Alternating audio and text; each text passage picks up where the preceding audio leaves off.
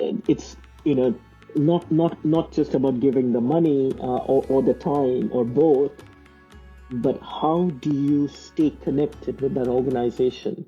So it's not about large checks. I think when it comes to community giving, and particularly now with the global Indians, particularly of Indian origin in the US, with the children, I think that time is the most important thing.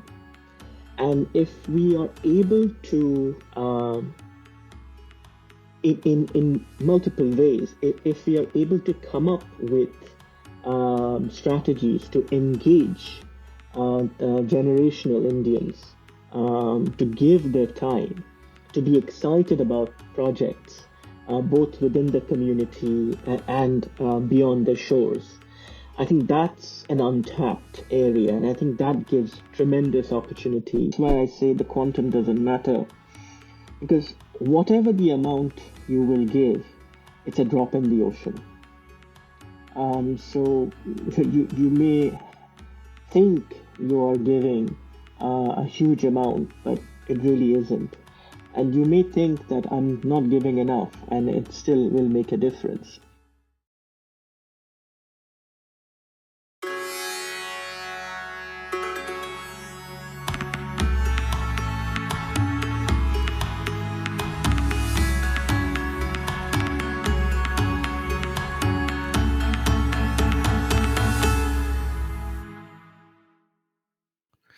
Hello, Namaskar. Welcome to another episode of Impactful Journeys. Joining us today is a very unique guest. His LinkedIn profile says he is India's first art and philanthropy lawyer. Debottam Bose, welcome on Impactful Journeys. How are you doing? Hi, Amit. Great to see you. It's been a while. Thank you so much for having me. I'm very well, thank you. Great to be Wonderful. here. Excellent, excellent. We're excited as well. It's like I said, it is, it's a catchy introduction, right? First art and philanthropy lawyer. So tell us a little bit more. What is that sort of role that you play as an art and philanthropy lawyer, Devatam? So, Amit, I'm a lawyer who specializes in art law, and I'm a lawyer who specializes in philanthropy, and I'll break that down. So, art, as you know, is become increasingly linked to an investment. Right. Um, Two of the biggest economies, India and China, they're when Indians are doing well, they're going to buy their own art. Hmm. And as you buy your own art, the value appreciates. Right. But with that comes a number of risks in Hmm. terms of, for example, fakes and forgeries is a Right. classic. Hmm. Stolen works of art, then valuation, appraising works of art.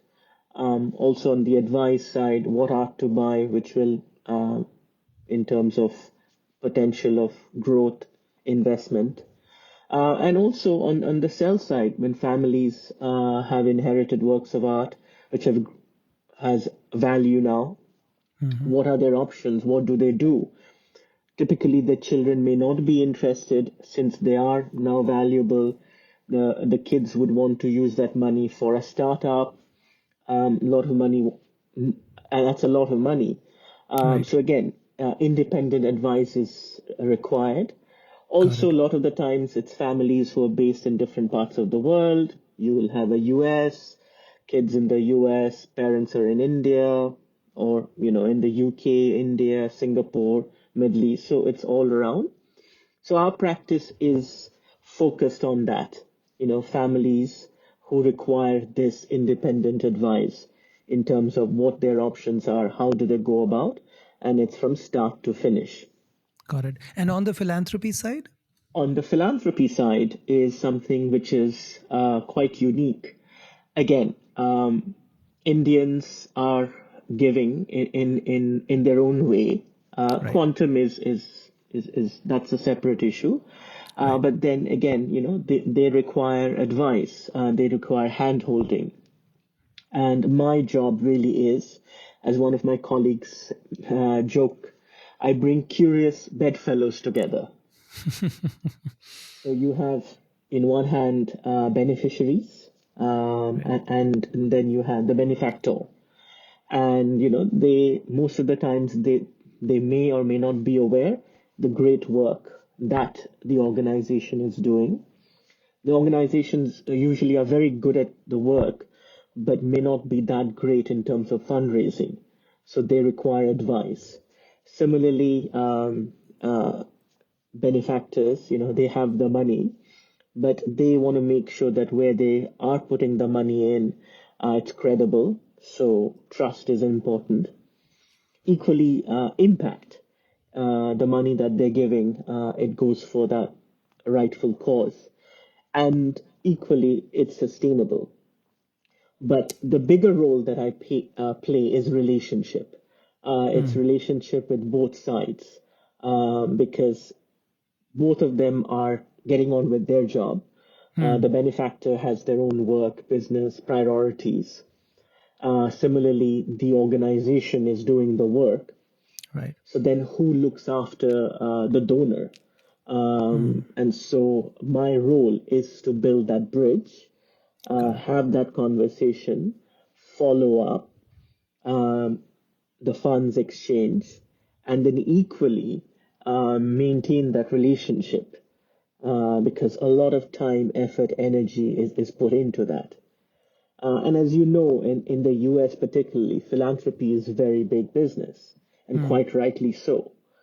So again, you need lawyers, not just on the structuring side, but ultimately it's developing the relationship, nurturing it, and then coming into fruition, and then managing it as well. And that's the most important part, which Got it. I Got it. always make sure that people understand. So that's in a Okay. nutshell. That's what I do. Perfect. Perfect. So maybe then let's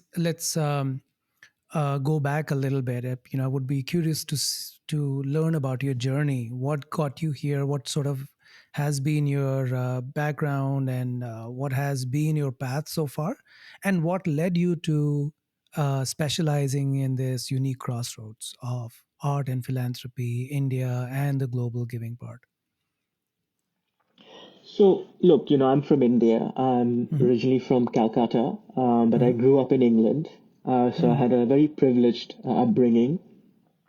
I studied in from school, college, university onwards, and then I was lucky enough to study in mainland Europe as well. So a lot of cross-cultural exposure. So India, UK, Europe, and then I went on to train as a lawyer. I worked in Hmm. London. I worked in Mumbai first. It was a great experience at that time. This was 2003 when the Interesting. first time the market had hit 3,000.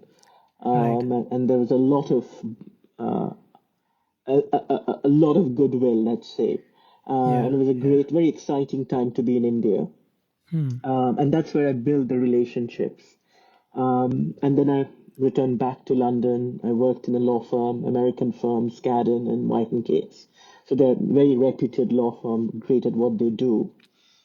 But the relationships that I'd built in India, that endured, and art was one of them. Hmm. And as I said, India was, the economy was doing well, and global Indians, including Indians living in India, had Right. started buying art, and Right. buying art in a fairly exclusive way, Hmm. big ticket sizes. So I happened to be at the right time at the right place. And I started off helping our friend's father, who had a fairly large budget. And Hmm. that's how I got into art. I really didn't know what art law was Hmm. till I was studying in the US, and I came across a very eminent lawyer who was one of the pioneers of art law. And he had said to me that, look, as far as Asia is concerned, and particularly South Asia, if you look at India, China, their economy is only going to be growing. Hmm. And as a result, if their population will have disposable income and they will be buying their own art and they will require advice from a brown face. It can't be just another white person advising them. Interesting. And those were Interesting. his words. Hmm. So I took that to heart and I retrained a little bit. I studied art history at SOAS in London and started spending more time with uh, art experts, particularly people who have devoted their career in the world of art, advising ultra high net worth individuals in America, in the US, who went up to set up museums and understanding and appreciating the nuances, both from a commercial and from a cultural point of view. So that was my training, or rather retraining. And then I set up my own practice in 2009, focusing on art law. Then I got an interesting break where I was approached by an art collector, a client, who had recommended my name because of my network. It was because of the art world is very international. So I was operating out of India, I was operating out of Europe, I was operating out of US, and a little bit in the Middle East and in Far East, Singapore and Hong Kong. He was very keen because of the high level of trust and transparency and, of course, integrity that I come on board and help them on an India mission. And then this was a 101 philanthropy. They wanted to set up where Indian students rather can go and study at the best universities in the world on full scholarship. So that's how my first paid philanthropy project started. In the past, I'd done a lot of pro bono philanthropy work where I would advise very well known charities in their fundraising, in their strategy. The Vedanta Society, the Ramakrishna Mission, the Ramakrishna Sharada Mission, they're all very well known, very established in India, doing phenomenal work. And that would be, just great for me to be associated with them, advise them. But that was pro bono. So this was the first time I took on a paid responsibility, advising again on the strategy, on how to build, how to expand the story, and most importantly, how to connect with potential benefactors, and what we would call roadshow, and how to build those relationships. And for me, the most important one was that once they buy into your philosophy, they've trusted you. Um, it's not just about giving the money or the time or both, but how do you stay connected with that organization? And that was my area of specialization because from the art world, I took that forward because art projects takes time. You have to spend time with the artists. You have to spend time with institutions. If you're helping set up a big art show, you have to work for years. So I took that from them because a lot of the organizations who are doing phenomenal work, they just focus on the work. Or when they are successful in raising funds, they just focus on spending it, and quite rightly so. But a very important lesson is equally to have, for a better use of word, benefactor relationships set up. And how does one do that? So that was part of my value add, and establish events throughout the year where both current and potential benefactors are involved, and they feel part of the journey, the growth. So, which was remarkable, and it worked because people are extremely busy. They also genuinely want to make a difference, but that's not their priority. They are very busy at their work. These are the benefactors. Equally, in terms of the organizations, they are very good at their job, but they may not have the bandwidth, the resources for following up. So that's a big challenge for them. So how do you do that? And that's the service that I offer. So there you go. So wonderful. I mean, that's great to hear, Debottam. So you mentioned one thing, right? You said the Indian community or Indians are coming into wealth and they're giving more. And then you said the quantum is a different matter. So is there I would want to go into that a little bit more. Is there a problem? Is there something that needs to be done differently from the Indian philanthropic perspective? I wouldn't say there is a problem per se. Hmm. I think, and this is particularly, there has been philanthropy pre-pandemic and there's philanthropy post-pandemic. I, Interesting. I, and I find that quite interesting, a watershed moment. I think pre-pandemic, people were giving, and they were, of course, giving generously. I think during the pandemic, and people's generosity really went through, and Mm, you had communities who came together and they gave, and with the best, not just intention, but in terms of organization, in terms of trying to reach out, and I think there were some phenomenal stories to be celebrated. totally. Um, Yeah. so I think that's one thing to be aware of, and also requires some more research and thought process and analyzation.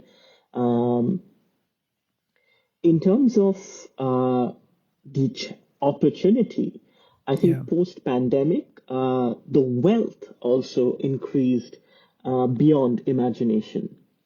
Got it. Those So, who see, were so what I wealthy. was referring to, I'm sorry, don't mean to interrupt, but I think just adding a little bit more flavor to that is, certain studies have been done, especially in looking at the U.S.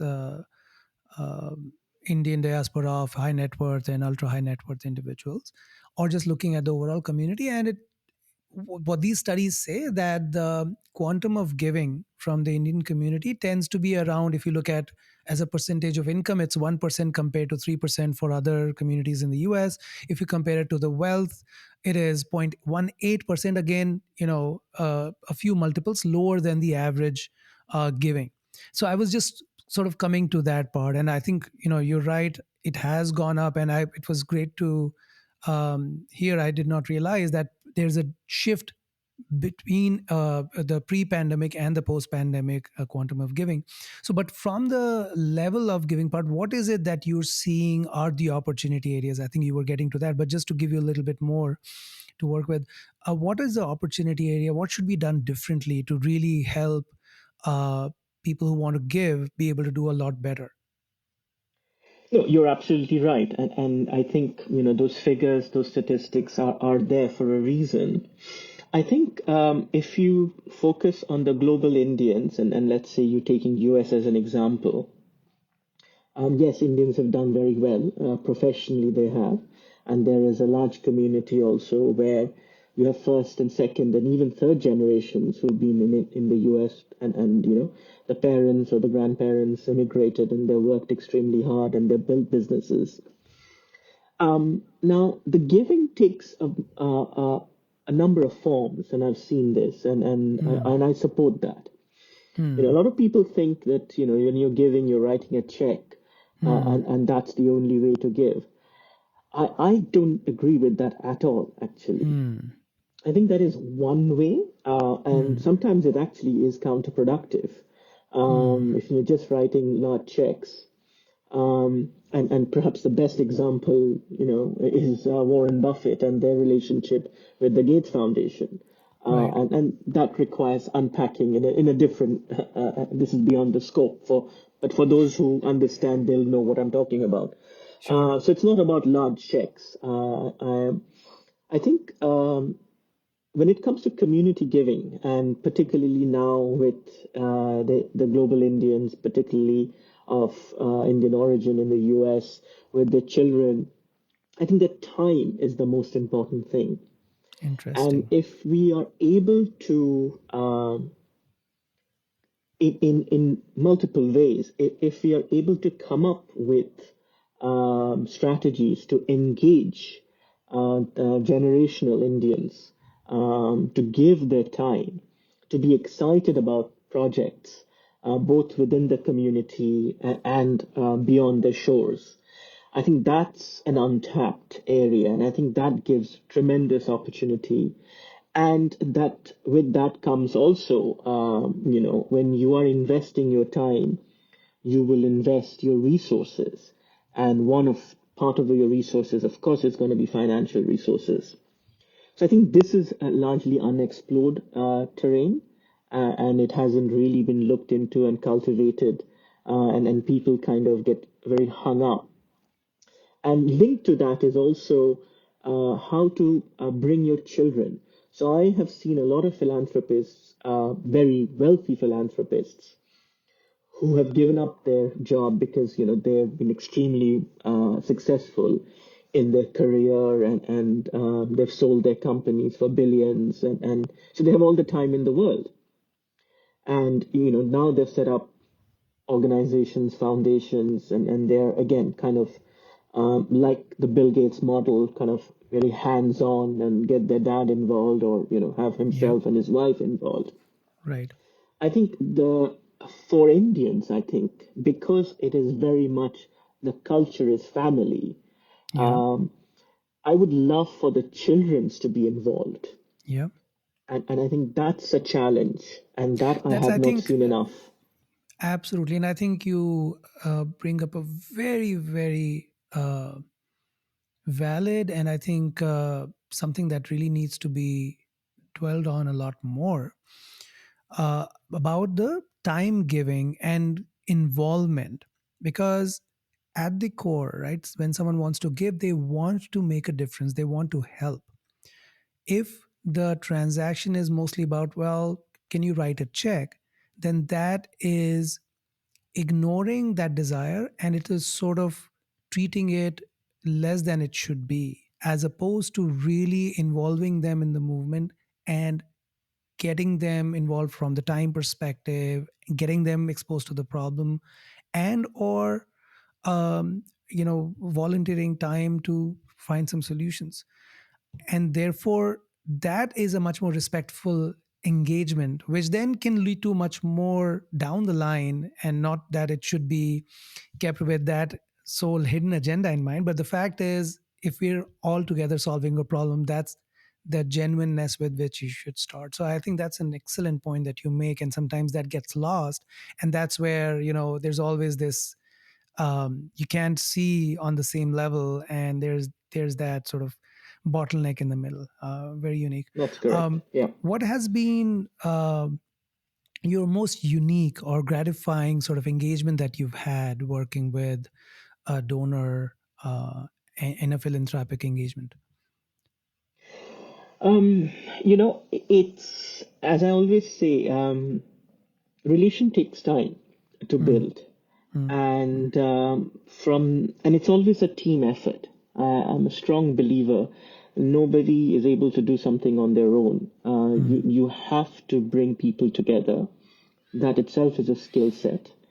And so we were working on a fairly large education project where the idea was to bring very talented Indian students to study abroad on full scholarships across disciplines, and so that they wouldn't be reliant on bank loans, or so they'll be once they graduate from let's say an Ivy League, they can they're free to pursue their own career, and then give back in their own way, in during their own time. And without giving too many names, we worked on this for 4 years, and it was a spectacular success. We exceeded our target amount over 3 times, and these are multi-million pound budget I'm talking about. And we brought in a fairly large number of communities to witness it, to be part of it. And of course, the donor was also a very successful campaign to engage with the donor over time. And we had our fair share of challenges, which required time. That was the key component, to be patient. And my role was to, uh, for a better use of word, stay in touch, and just engage and keep engaging. And when it all happened and it went through, it was a you realize the importance of just uh, not giving up and And pursuing it. yeah, and I think again, I see a sort of a common thread with what you said earlier, right? Which is that it is about building in relationship and engagement for the longer term. It takes time, it takes patience, but that's probably the more resilient or the most more enduring way to build that relationship where it is a win-win for everyone. The donor that's involved, they get a lot more out of it, and they're able to help in a lot more. And the receiving organization is also able to involve, get a lot more out of the engagement. Um, so Yes. when a philanthropist, I mean, I'm saying philanthropist, a donor, it could be any size that you start with. Um, how have you seen, people start on that journey? I mean, and is there even a journey? But what are sort of the steps that happen that you've seen where someone that had an idea now suddenly is, not suddenly but over time is becoming an active giver and contributor to philanthropic work? I think, people have, as you rightly said, they have these ideas. Mm, What they may not be sure about is when is the best time. right. So the engagement part is very important, and that is why the road shows are very important, Mm, where you bring in a diverse set of audience who are successful, who in their own right, just getting on with their own lives. But when they are brought in and they get to meet, people and organizations who are doing great work, I think that's when they feel that, well, I could do a little bit more, or I'd always thought of supporting X. And you know what? Once I go back, I'm going to start this in my own way. Again, quantum doesn't matter. And I think that is something I've seen it even over a dinner right. conversation with, we had a dinner to celebrate um, a particular engagement in India where we had the trustees of the organization travel to India, and we were all having a dinner in New Delhi, and where we had invited a number of prominent Indians across the section. And the wife of this particular uh, person announced that, look, I've throughout my life, I had thought about if there was one teacher who helped me was X, and I always wanted to start a scholarship to honor her. And she said that I never knew when the right time was, but being at this dinner, meeting such wonderful people, Right. I Right. have Right. decided that I'm going to start now. Yeah. Yeah. And then she went on her own and started something at her own Hmm. level. Hmm. And I think Hmm. that empowering a Hmm. person, because people are Absolutely. sophisticated, people are You're right. clever, people have Right. the resources, they can. So, basically, instead of here, you create, instead of a pull, you actually create a push. Yeah. Because a lot of the time people talk about creating pull instead of push. Hmm. Um, but here you actually need a little push. Yeah. And then Yeah. people will kind of go out there and figure it out, Correct. and they will Correct. give in their own meaningful way. Yeah. No, absolutely. And I think this again resonates some prior conversations we've had on previous episodes. It's like you said, it's doesn't matter what the quantum of giving in the first step is, or the nature of giving, or the type of giving. It is your journey. You want to find some meaning, and creating or empowering, like you said, that ability to be able to make that difference, um, because at the end it is something that we do for ourselves, right? It Whenever we contribute, it comes back in a way that it helps us as a person. So making that possible to do it more meaningfully, I think it makes a lot of difference. um, on the flip side, right, on the other side with NGOs, and if you were to just sort of look at it at a higher level across, not just individual level across, is there something that NGOs need to be doing differently, in addition to some of the things that you mentioned just now? Again, I think, these are not my words, and that's why I say the quantum doesn't matter, because whatever the amount you will give, Right. it's a drop in the ocean. Hmm. So you may think you are giving a huge amount, but it really isn't. And you may think that I'm not giving enough, and it still will make a difference. Hmm. So the key point is that you keep engaging. Hmm. And I think the flip side of it is for charitable organizations, and I like the word charitable because it Yep. catches a broader spectrum. Totally. Um, I think they really there is a bandwidth issue. Hmm. Especially the smaller ones. They're so focused on the work that they're doing. So it is a huge challenge, and I see that. The challenge of it's an existentialist challenge, whether they'll have the funds to run the organization next financial year Correct. to the actual work. Yeah. So that said, they have to raise funds, they have to raise awareness. So there is no two ways around it. And equally, those who are slightly more sophisticated, who have a little more bandwidth, who have access, they have to break down the silos. Because organizations, charitable organizations, they just stick to their particular path and engage with the donors, and that needs to broaden more. And when you're working in a sector, you're going full throttle, and I understand and appreciate that. But I think a lot of duplication happens. Also, the relationships, they have a shelf life, particularly with and I, various stakeholders, be it the government, be it local agencies, and those needs to be strengthened across the board, so that every time there is a change, you have to literally start from scratch.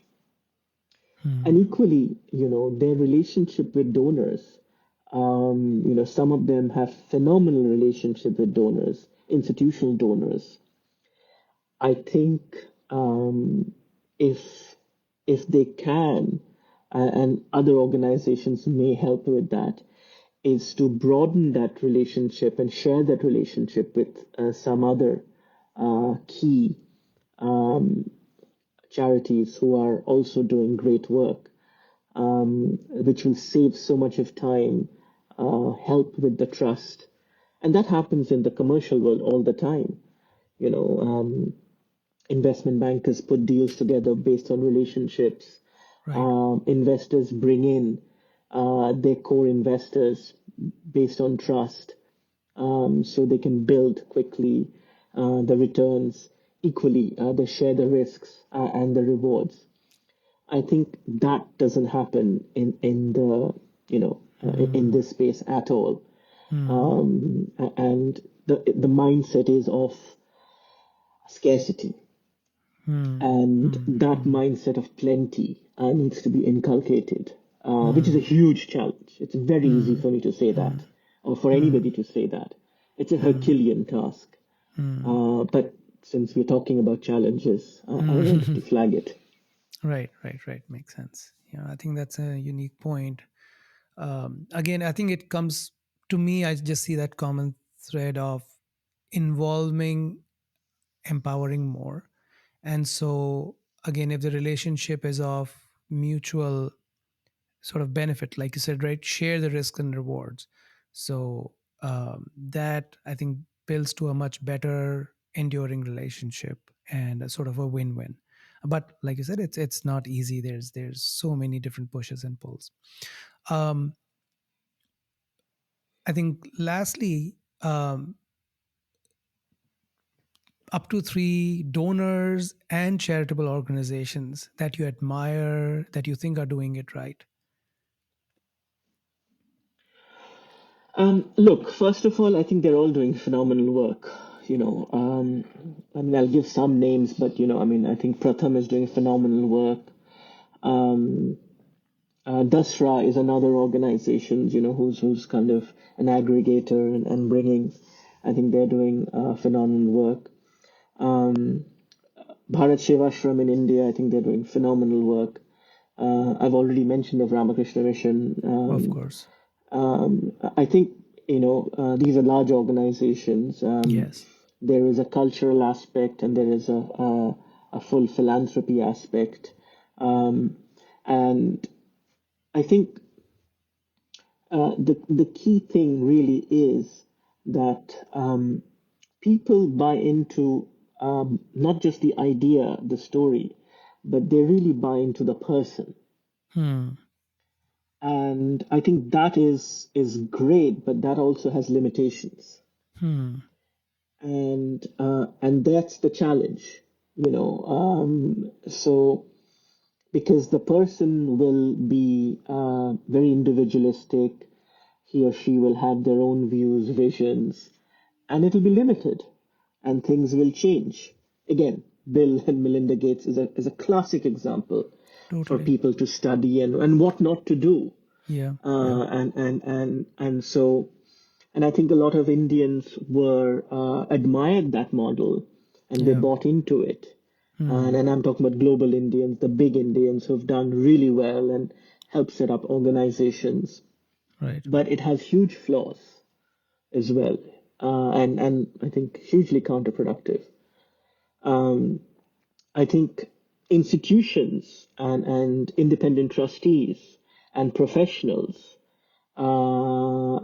is one way. And then, of course, a full voluntary organization is also another way. Um, so I don't think there is any right model, but I think to move away from a individual, I think it's a great to start the engine, but and it's very bright. It's like a lamp. You're burning both ends. It's very bright, but it doesn't last the whole night. So when you have philanthropists driving, individual philanthropists driving full on, it's very exciting, it's great, and people flock to them because of their charisma, because they've Right. been so successful in their own chosen industry. But this is not the industry. Got it. They're doing Now, this for all sorts of I reasons. noticed that you did not mention a specific donor. Is that because of your role as a lawyer? You, Yes, yeah, it's yes, got confidential. it. I can't take Of names. course. Right. Perfect. Yeah. Makes sense. I just wanted to call out because if, listeners are wondering, well, he didn't answer what's going on. I figured that was the case and I just wanted to call it out. Yes, I still have Well, my lawyer's hat. of course, you always have to, and this is a public forum, so definitely. But this has been amazing, Debottam. I think Thank you. like I thought, right? Your perspective on both sides brought out certain things that sometimes seem intuitive, but when you put it together, like, oh, you know what? That's that moment. You need to bring them both together. It's not one versus the other kind of a situation, and rather chasing each other. If you sort of bring them together and let them follow their journey, that is the way it's going to work. So wonderful. Thank you so much. Thank you for taking the time out and sharing your journey as well as your perspective. Thank you Pleasure. so Thank much. you. Thank you so much. Take care.